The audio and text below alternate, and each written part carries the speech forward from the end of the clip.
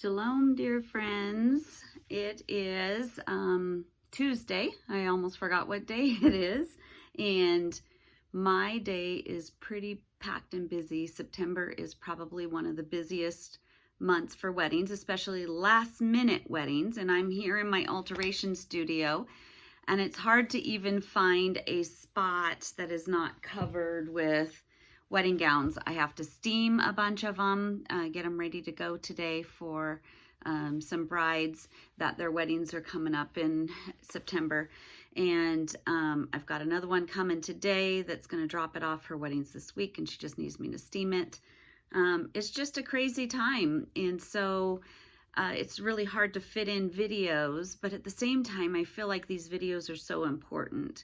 I think that my journey to peace through the midst of the chaos is so important, that I take the time to really talk about my journaling, my word of the year, all of those kinds of things. And you can actually see, I'll kind of put them in the description down below, link some of the other videos. I have one on word of the year where I kind of just give an overview of how I do word of the year, and also some of the important things that have come about when I've been journaling, stuff like that. I've been hinting to the fact that I would break down and do a video for many of the important words that I've studied for each of the years. And so I really wanted to do that, even though I'm kind of in the midst of chaos.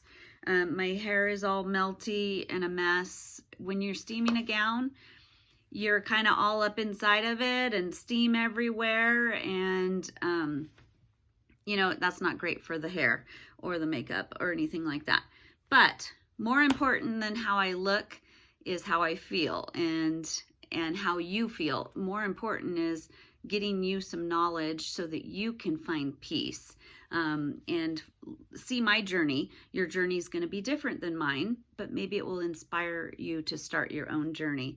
So if a journey to peace and shalom, which means wholeness, peace, tranquility, the meanings go on and on. If that's something you're interested in, I'd love for you to follow along. So subscribe and hit the bell so that you'll get notifications. Trying to do it every Tuesday. I'm doing a video on journaling, which I'm going to be covering some of my journals through the years, and also how to journal, stuff like that.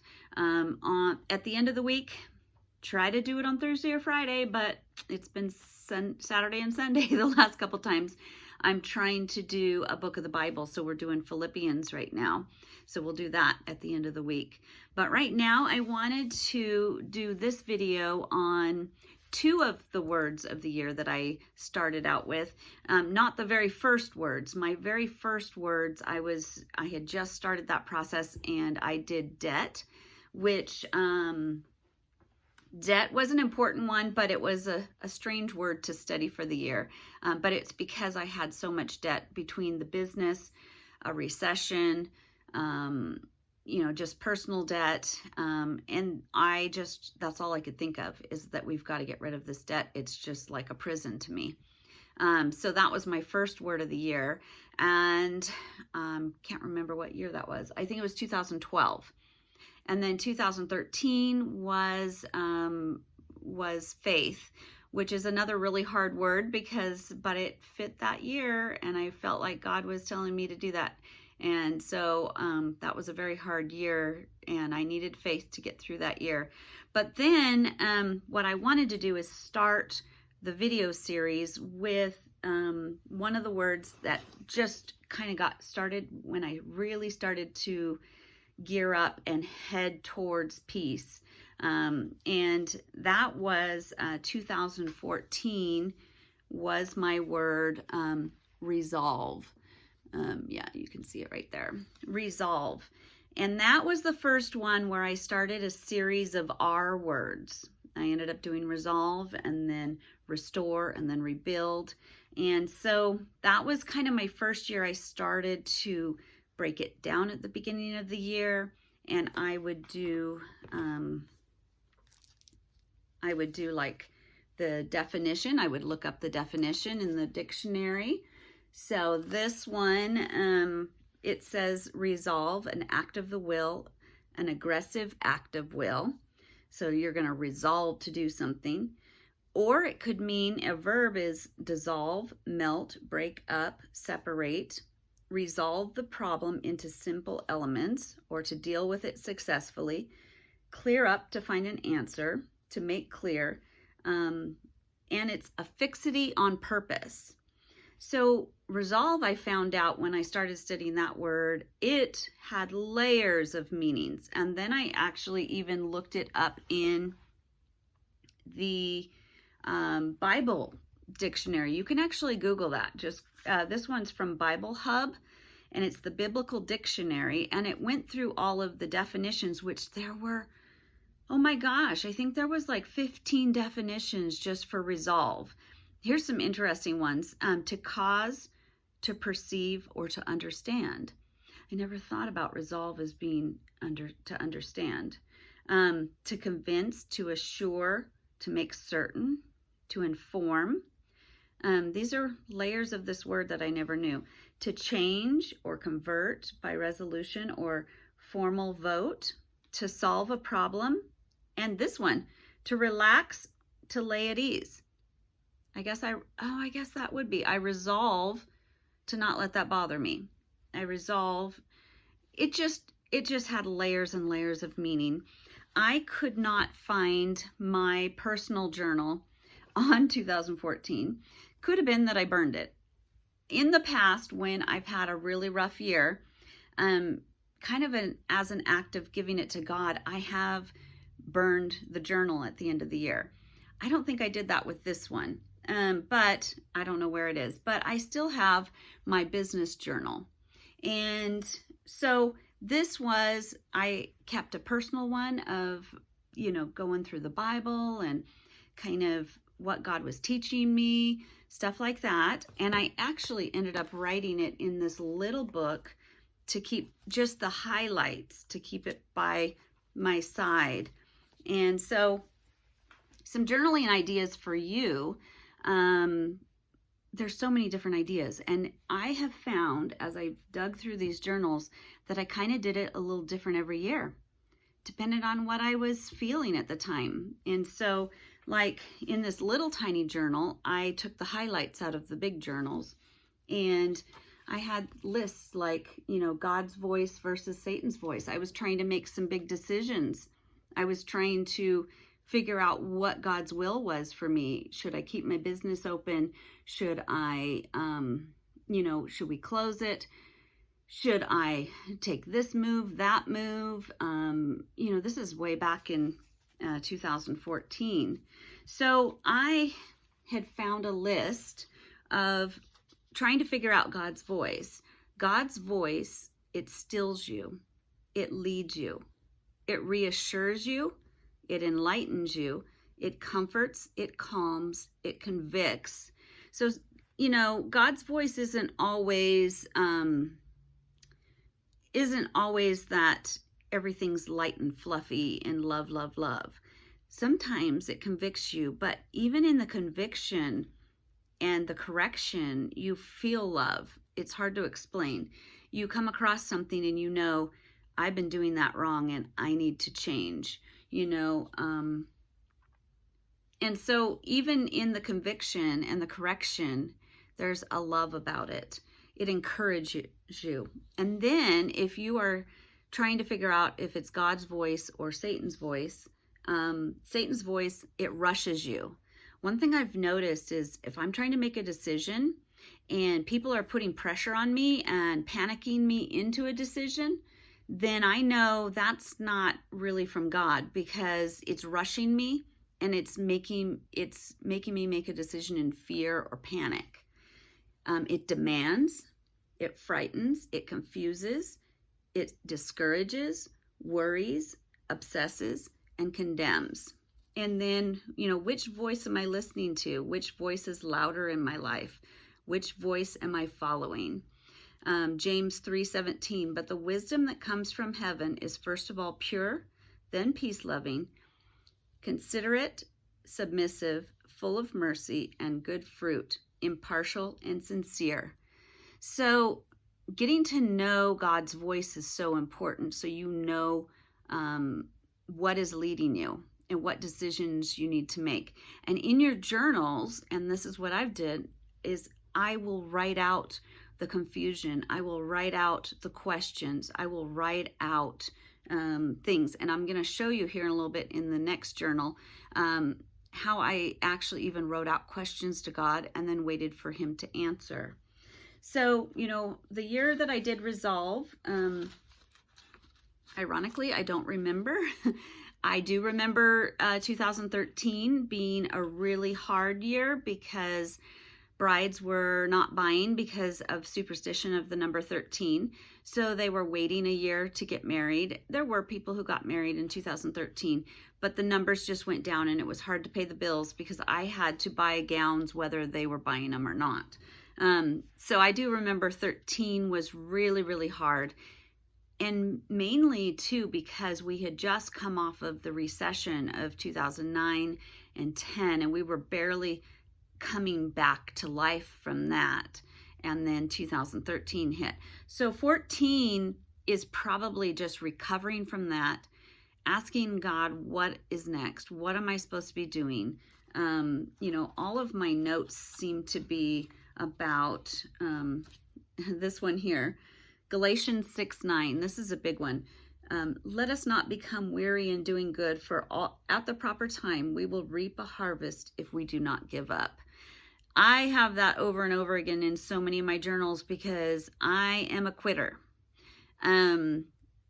There was one time, and I'll probably come across it in one of the journals, and all I wanted to do, often you'll see me just wanting to close the shop. It's just too much. It's overwhelming. And my lease had been up, and I think it was about 3 years ago. And I was like, God, my lease is coming up. Can I quit? Can I just pull in the towel? It's not that I didn't love my job. I absolutely love my job. I love working with the brides. I love helping them and talking with them. I love sewing. I love fashion. I loved my employees. Sometimes that was really hard though. Some of the employees had a lot of issues, but I think it's all that comes with it. The financial burden, it's the stress, it's all the paperwork, the taxes, the just burdened. It just felt like just giant thing on my back. And I remember asking God, can I quit? And his answer as I searched the scriptures was, wait, be patient, be still, stay. If you don't hear from me, just do the last thing God told you to do, and that is to stay and do what he needed me to do. And so I resolved, it probably was that year, I resolved that I was going to stay. I resolved that God was going to get me through it. And I knew that if I had enough resolve, I could make it through. But basically, I felt like God was saying, I'm trying to get the quit out of you. As a child, as a teen, when things were hard, I just wanted to climb into the bottom of my closet and hide. When life was too much, I just wanted to,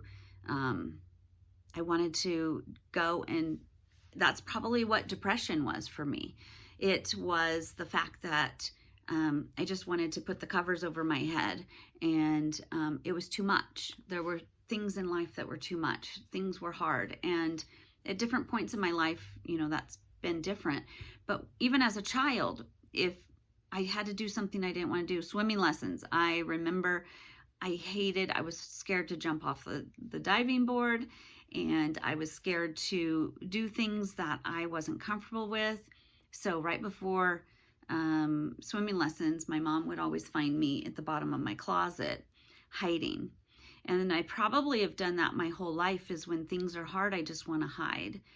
And the one thing that my business taught me is that God was getting the quit out of me. I've even quit churches because I got hurt. I've quit so many things. And, even though in life I've done a lot of hard things and I've gotten through it, I'm a quitter at heart, and so God was teaching me that I needed to stay longer, and he would tell me when the right time to leave was, but it wasn't then. I don't know which year it was, but he was going to train me to be a stronger person who perseveres, who runs the race till it's over, who does what God asks her to do, even when it's hard. So that was my year of resolve. So there was just, let me see I have lessons from Caleb's life. I must believe I can do it even if I'm scared to death. I must be willing to reject negative advice, go against popular opinion. I must believe it's never too late. So I would study a character of the Bible and then learn the lessons from their life. Here's Timothy. Lessons from Timothy's life: develop talent, refuse to be distracted. I need that today. Give God my very best. So my journals are just kind of a journey, and usually my main journal is just me writing it out. Like I said, I had a business journal, and that was a daily kind of recording of my prayers and what God was answering, what I needed him for. And then my personal one was what I was learning. And then I had this little one that I would take all these highlights so I can have a quick encouragement, a quick perseverance. Here we go. Steadfast in doing something despite difficulty or delay in achieving success. Steady perseverance in a course of action is a purpose, a state, etc., especially in spite of difficulties, obstacles, or discouragement. To adhere to a course of action, belief, or purpose in spite of difficulties, obstacles, or discouragement. That's me talking myself into persevering. That's me talking myself into staying the course, staying the race. So that was my year of resolve, and that was 2014. Since I didn't have my personal journal, I thought what I'd do is I'd do 2 years in one. And so I also pulled out my journals for 2015, and that was Restore. And that was actually an exciting year. Through all of my pain and through all that I had been going through, we lost a lot. We've lost homes because of a back injury or because of a recession. Some of the things were our fault because we put ourselves in positions. Other things were things that we couldn't avoid. I almost lost my marriage at one time, and God had to help me hang on. And there were things I lost in those years. My years of depression, I lost so much in my years of depression. I lost time with my children. I lost days and weeks where I just laid in bed. I lost so much. And in that recession, when we lost our home, one of the things is we chose to keep my business running.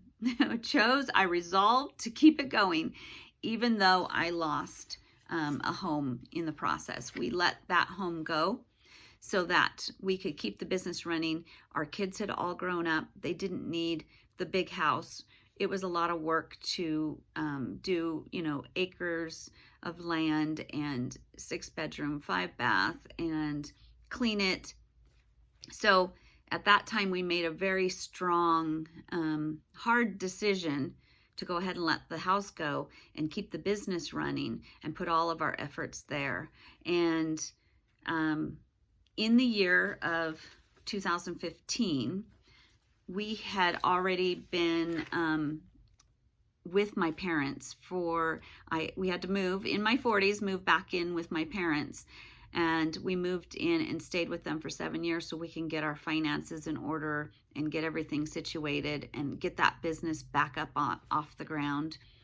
And I felt like in the year of 2015,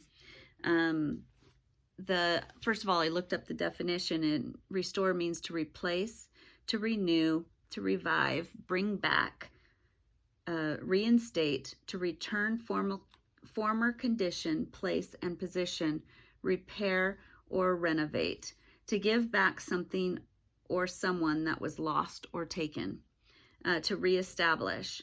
And Joel 2:25 is a promise from God.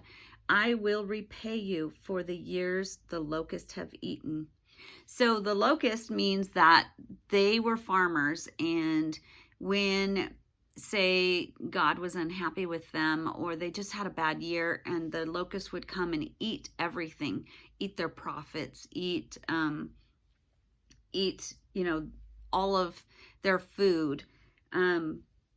God promised that he would restore that. He'd restore their fortunes. He'd restore their places that they lived. So many times in the Old Testament, this happens. It takes years, but the people will fall away from God. They will cause God to be angry because they're worshiping other gods. They're bringing in what the culture around them is worshiping, and then they start worshiping. God gets angry. He allows them to be sold into slavery. He allows them to, the locusts to eat their crops. But over and over again, there's a cycle of God coming back after they are like, God, we're so sorry. We're so sorry that we fell away. We're so sorry that we didn't trust you. We're so sorry that we worshiped other gods, that we put other things before you. And he, in his grace, comes back around and he restores. And the interesting thing about restore is I looked it up in the biblical meaning, and it was reference.com. And the biblical meaning of the word restoration is to receive back more than it has been lost, to the point where the final state is greater than the original condition. Like the regular dictionary is to return something back to its original condition, but the biblical is to bring it back better than it was. Isn't that amazing that in the Bible, the definition of restoration is to have it better? And in 2015, I just felt like when God was showing me restore as my word, that he was going to restore some of the things that I had lost through the years. And one of them that we actually got was we bought our home. It's a tiny home, only 1,000 square foot. It's perfect, tiny little front yard, tiny little backyard. But it had a little garage that I'm actually sitting in right now that God turned into, well, with the help of my husband, but gave us the idea, God gave us the idea to turn it into my studio so I can meet brides. I am sitting in the future, what was the future back then. In 2015, I had no idea what God had planned. We walked into this house and it was kind of a wreck. It was a mess. And there was not a plant around. There was this little broken down garage on the side, but we walked into that knowing that God had a future and a plan. And here we are with this beautiful backyard filled with plants. And I'm sitting in a studio now that I can meet my customers in. And all of that began in 2015 when we started the word restore.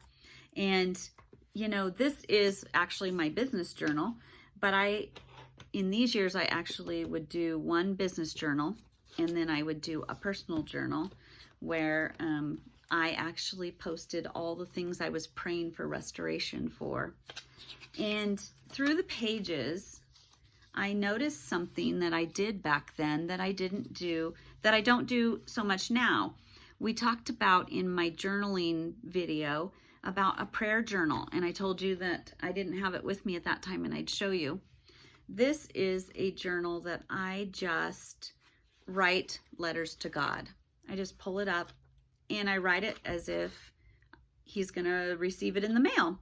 I just am like, good morning, dear God, or happy Thanksgiving, God. I've got, dear Lord Jesus, or please help me, or thank you so much for this, or thank you. And I just write letters to God as if I'm going to stick them in the mail. And that's one way I do a prayer journal nowadays. But this one was, I put in on one side my questions. And then I would wait through the week or the day, and when I ran across scripture that I felt like answered my questions, I would put it on the God side.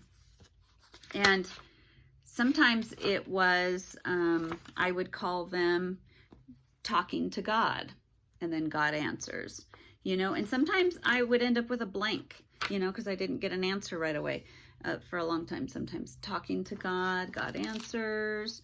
Let's see, asking God. So I'm asking God things. And then on this page, God answers. And let's see, I know there's one here that is just blank. Like, look at this one. So I ask him a bunch of things, and then we got blank. Because sometimes God is quiet and you may not hear for a while. And I'll bet you that if I go back and read this section here, I'll bet you I could fill this in that he's answered it. So much so that this morning I was kind of reading through some of these old entries, and the things I was crying out to and begging him for. We were living with my parents, and at one point you just don't have any privacy, and you just want a little garden to do your own thing. And I was frustrated, and I read through some of these things, and I know that they're all answered right now. I mean, here's our prayer. This is our list that we made to God. Lord, please give us our own house. This is in April. It seems to be the root of all our problems. And we list what we need or want, all of our desires. Now, did God fulfill every single one of these things in this house? No, some of them, but I look at it and I go, well, that was kind of like, I don't really need that. Like, on here it says 2 bathrooms. Obviously, we're in a little tiny house that only has 1 bathroom, but, things like that. But some of the important things, let me read some of them that I know. I wanted a place to have our family and friends come over, a nice backyard to be able to do gardening in, a quiet house, a relaxing area, the things like that were true needs. God answered all of them. And then he added some stuff that I wasn't even aware of. So it's neat to keep a journal. It's neat to see God answer the things that you talk to him about. It's neat. It's talking here about perspective. Best way to get a good perspective is to focus on God. Don't look at the problem. That's another really great advice that I can actually come across. It says, what do you have your eyes on? Have you ever noticed when you're driving down the road, and if you're driving and you kind of look off to the side, your car veers that way? So what that's telling me is that when I have my perspective on God straight ahead, and I'm looking at him as my protector and my guide, and that I keep my eyes on him like a little child keeps their eyes on their daddy, and I go straight and I follow God. But when I suddenly have a problem or a crisis, I look at that problem and crisis and I fall into that hole. I have done that so many, many times and had to climb back out of that hole. And if I can just keep my perspective right, I don't know that I'll ever do that perfectly, but I'm getting better. So here's different little things. Gosh, I hope you guys will do a word of the year. I hope you guys will do a journal, maybe a prayer journal. You could do the prayer journal that checks things off. You can do a word of the year. Let God lead you to your word of the year. Just start listening.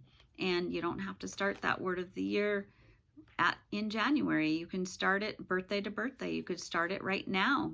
Right now, tomorrow is September 1st. You could do September 1st to next September 1st. You know, just see what God's going to do for you.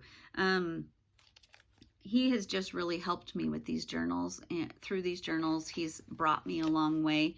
It's really good to look back and see the things that I was struggling with then, I'm not struggling with now. The prayers that I so desperately prayed are answered. Some prayers are not answered. You can see me pouring out my heart over and over again on the times for my son who has mental illness, for my my daughter who is now an atheist, for my other son who we adopted when he was 10, that he's struggling. And those prayers haven't been answered yet. And I pour out my heart year after year after year, and some things, but I just know one day I'm going to look back and those prayers are going to be answered. God's going to take care of that. I just have to trust him. I have to keep focused on him. I got to not veer towards my problems. I need to not fall into that pit because I'm looking at the problems and not at God. So resolve and restore. Pretty amazing words. You can steal them.